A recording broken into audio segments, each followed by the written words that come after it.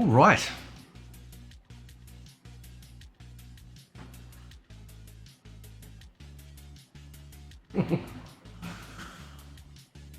So the free weekend is over.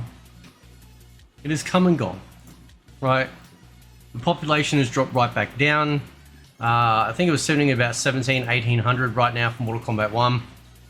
And I see this a lot. Well, now it's almost, well, it's 1900, all right? So there are some people that have stuck around. Maybe they're still waiting to see whether or not they'll refund. But it is...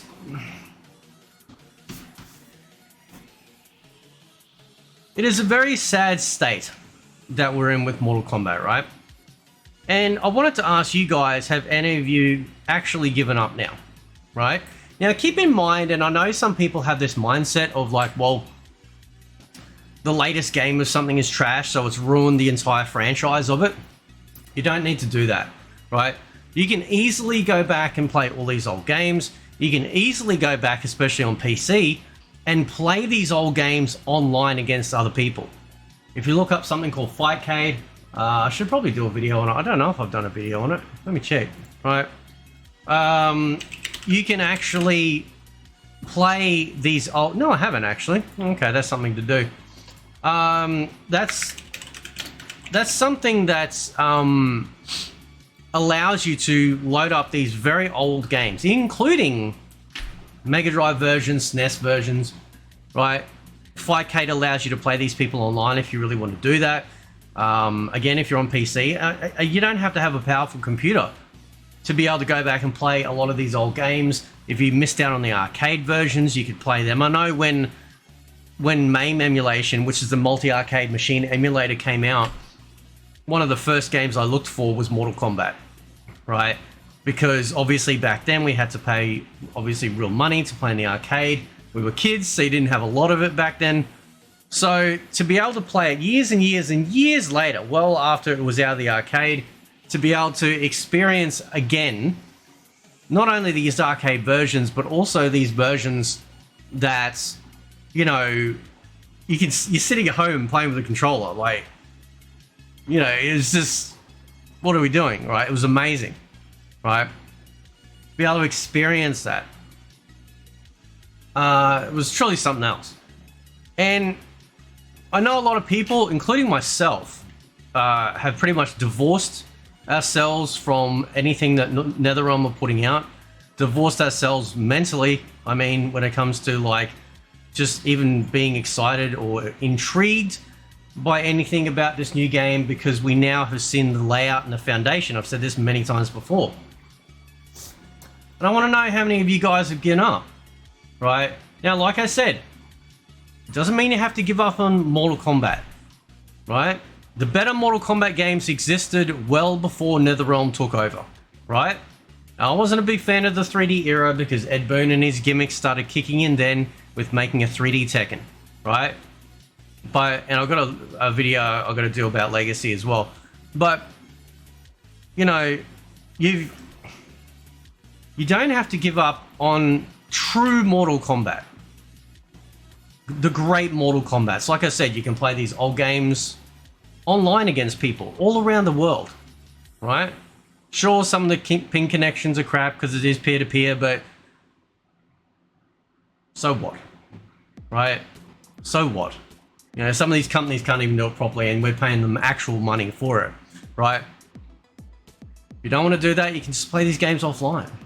Or stream them, or do content about them if you're a creator. You don't have to give up on Mortal Kombat, because Mortal Kombat didn't start with NetherRealm. It didn't start with Ed Boon's little gimmick phase back in the 3D era. Mortal Kombat started for me right here. Right? The very first time I played Mortal Kombat was in the arcade, right? Actually, it wasn't the arcade. It was an arcade machine in a pool shop on the way home from school, right? And then a friend of mine, eventually, however long after that, when they finally brought out Mortal Kombat 1 to the Sega Mega Drive, or Genesis as they call it in America, to the home systems, I remember going over his house and sitting there and just being like, this is the greatest thing I've ever played in my entire life, right? It was just amazing, right? I remember having a conversation with Diddle a few weeks ago, how he said that he found it impossible that anyone could just sit there and play MK Deception. Well, we used to play these games with about 1,000% less content every day, many hours in the day, right? Because A, we didn't have the internet, okay? So, you know, unlike the generations that have grown up with the internet, you know, myself, my generation, Gen X, we straddled both. We straddled before and we straddled after the creation of the internet. So we have the advantage and I guess the good memories, I suppose, to understand what it's like. It might sound like old boomer sort of, but it actually is true. We used to be able to just sit there and just play for hours because it was enough. It was enough, right? And we have a generation of people that are growing up now where, like, you know, I mean, shit, the size of this game probably wasn't even, is probably smaller than one, it's probably smaller than like any sprite that you could find in file size, probably in Mortal Kombat 1, perhaps, you know. That's how tiny these games are in comparison now. But it was enough. How was it enough? It was enough because they created a world that felt amazing. Despite the limitations and the little amount we got, they were able to craft and create an incredible universe. Even as basic as it was with Mortal Kombat 1, yes, the true Mortal Kombat 1, it was enough. What are the creatures' eyes in the background? What creatures are they? Look at the size of this skull hanging, the skeleton hanging up on the wall. That's way bigger than a person. Who is that? Right? These are the questions that we would ask ourselves and ask our friend group when we play these games. We go to school the next day, right? Or we say, oh, what's your winning streak? As you can see on screen right here. What's your score? You know, what was it like with the mirror match? I'm struggling against Subby versus Subby. What do I do? Right? We were able to take and create content out of this stuff. When people sit there and they go, oh, I can't do content for my channel, I don't know what to talk about. Bro, it's not hard. There is so much to talk about when it comes to MK, when it comes to fighting games in general, not to mention every other game out there, right? But I was lucky enough to come from that era, before the internet, where we grew up playing these games, going to school, talking about it with our friends, talking about different strategies, being able to come back home, try them out. You know, somebody's giving you some good advice, you come home, you try it out, you know, that sort of thing. You know, remember the double ice backfire that would happen if you freeze someone with Subby and you hit him again with a freeze? You know, that's what it was like. You'd be going to school going, oh my God, I froze someone and then it froze me back. Oh my God, dude, you know. And then your friends would be like, nah, that's bullshit. I'd be like, dude, go home and try it, you'll see. Right? Or the discovery of the blood code. Or the discovery of the dullard code. And what do all the flags do? Right? Or we'd have to wait every month for the new magazine to roll around from EGM, right? Or Sega Zone, or Hyper, you know, to see if there's any more secrets that were being revealed for Mortal Kombat. Don't let the destruction of the current MK games destroy your love of the series. That is the most ridiculous and horrific alternate color I have ever seen for a character. What is this baby shit green? I don't care if it's a limited system. That's terrible. Terrible, right? So, you know, don't let it destroy that. You can divorce yourself from MK1 or whatever this garbage is called. You can do that. Right, that's fine. You don't have to like anything NetherRealm's put up. I haven't.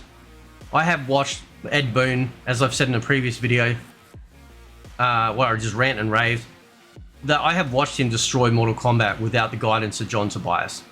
right? The guidance of John Tobias kept us interested. And how was it that was something with so little was able to entertain us for so much of our time? Because it created really unique, awesome characters. It made us wonder about storylines, the connective tissue, right? What's going to happen if they made a sequel? All of this sort of stuff factors in when it comes to how we used to think about and play these games. And I don't want anyone to be disheartened with Mortal Kombat. There was greatness, and you can still access and play that greatness, including against people online, right? And I hope one day, you know, maybe NetherRealm or Warner Brothers, you know, might grow a brain. Maybe they'll come across one of my videos where I've talked about how they should release all the old games as part of a couple of collections. The Dada collection, the Deadly Alliance, Deception, Armageddon with online play. Just simply increase the resolution. You don't even have to do anything texture-wise. That's enough. That's enough, bro. Right? Give us online play. Perfect.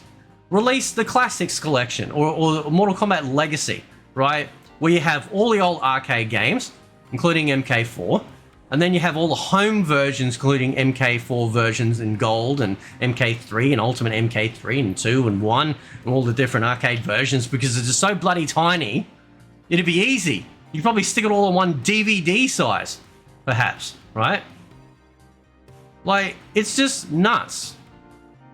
Dual layered DVD, by the way. Yeah, if I'm going back to the dual layered one, yeah. Maybe. Anyway, you know what I'm saying, right? They're very small.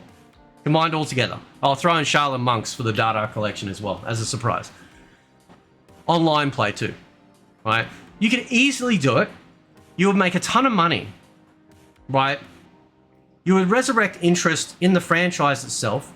Whether or not people support the new games doesn't matter then. They would continue to make money because people are buying the old ones that they love and enjoy, right?